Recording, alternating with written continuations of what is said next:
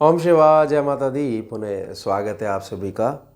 बहुत प्यारे से सिंह राशि के जातक, प्यारे शनि बाबा 13 जुलाई 2025 को वक्री चाल इन्होंने धारण कर ली थी। 138 दिनों की लंबी यात्रा इनकी हर साल होती है। हर साल जो है वक्री चाल को धारण करती है, यही लगभग 138 दिन 139 दिन रहती है। अब नवंबर के महीने में 28 तारीख को ये वक्री चाल को त्याग देंगे और पुनः मार्गी हो जाएंगे। गोचर में जो कुंडली बन के आती है उसमें शनि बाबा मीन राशि में अर्थात आपके अष्टम भाव में बैठे हुए हैं।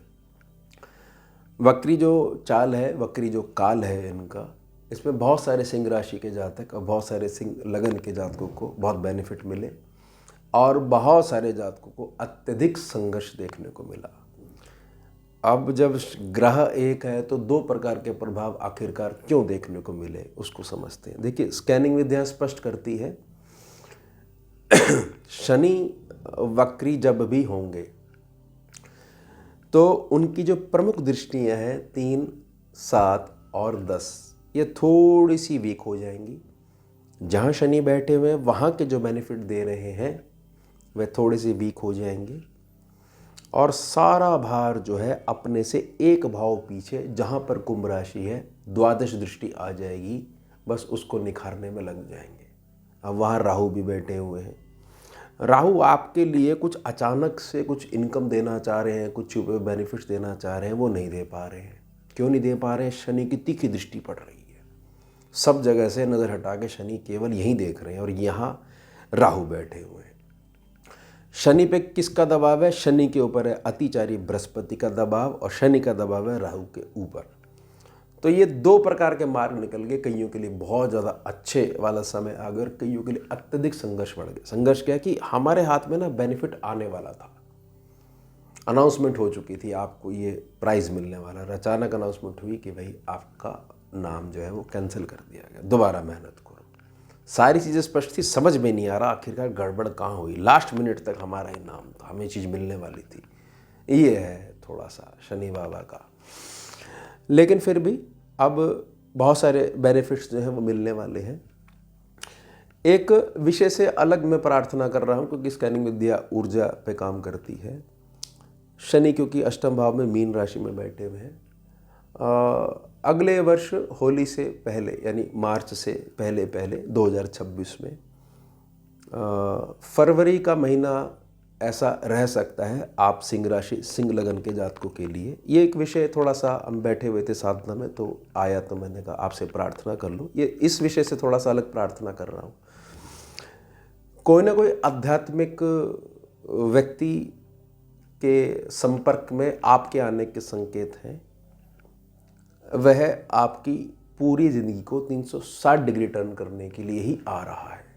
अब यह देखना है कि कितने अधिक सिंह राशि सिंह लगन के जातकों के ऊपर यह जो हमने प्रार्थना करी है लागू हो पाती है। इसको झड़किएगा मत कि नहीं बहुत देखें आप जैसे। ये मैं प्रार्थना कर रहा हूँ कि आ रहा है, प्रकृति के द्वारा आ रहा है आपको एक नए लेवल पे पहुँचाने के लिए। ये प्रार्थना आप स्वीकार करिएगा, देखिएगा क्या हो पाता है आने वाले फरवरी 2026 में। होली से पहले हो जाएगा, मार्च से पहले ये हो सकता है ऐसा हो जाए। अब जहाँ पर शनि बैठे हुए हैं, शनि यहाँ पर जो बैठकर ये सी समझ लीजिए जिम्मेदारी नहीं निभा पा रहे थे, अब वो जिम्मेदारी अगर निभाते हैं तो समझ लीजिए कि आपके छुपे हुए पुण्यों को सम्मुख लेके आ जाएंगे। और वो छुपे हुए पुण्य जो सम्मुख लेके आ जाएंगे उसका सीधा बेनिफिट ये मिलेगा कि आप अपने परिवार में, अपने कुल परंपरा में अकेले ऐसे लड़के या लड़की होंगे, बेटा या बेटी होंगे जो कुल के नाम को बहुत अधिक ऊंचाइयों पे ले जाने का सामर्थ्य रखता है। वह सामर्थ्य की पहचान अब शनि 28 तारीख के पश्चात करवा देंगे। शनि अष्टम भाव से रिलेशन का मतलब यही है कि शनि को ही सब कुछ मान के आगे बढ़ना चाहिए, चाहे लगन कुंडली में हो या अमुक किसी डिविजनल चार्ट्स में। उस डिविजनल चार्ट को समझ जाना चाहिए। शनि को आप छोड़ दीजिए, आप सब चीज़ शनि पे छोड़ दीजिए। तीसरी दृष्टि जो पड़ रही है, तीसरी दृष्टि 28 तारीख के पश्चात। और हाँ, एक प्रार्थना और है, शनि स्लो चलने वाले ग्रह हैं तो ऐसा नहीं है 28 के बाद एकदम से कुछ हो जाएगा। राहु की प्रकृति नहीं है इनके अंदर, तो 15, 16, 17 दिसंबर तक इसके बेनिफिट्स देखने को मिल जाएंगे, ये भी ध्यान बना के रखिएगा।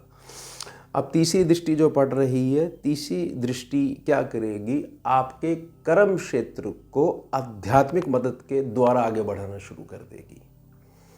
आपके कर्म क्षेत्र में जो कोई भी दिक्कत आ रही है, आपके घर में जो बुजुर्ग हैं, माता पिता हैं, उनकी दैनिक क्रियाओं के कारण आपको परेशानी हो रही है, तो यहाँ पर कुछ ना कुछ आध्यात्मिक ऊर्जाएं, कुछ सॉल्यूशन, कोई मार्गदर्शन, यह आपकी सारी चीज़ें सॉल्व करने वाला है।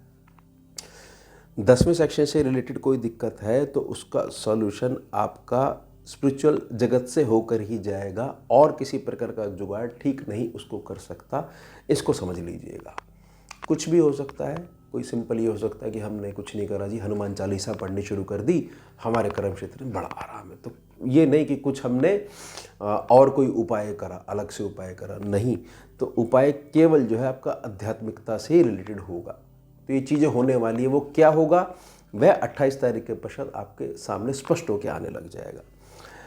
अब बड़े ध्यान से समझिएगा, सिंह राशि सिंह लगन के जातक, आपके पिता ने, आपके दादा ने अपना स्वयं का हिस्सा छोड़ा है, अपने भाइयों में, कुटुंब में छोड़ा है, आपके पिताश्री ने या दादा ने।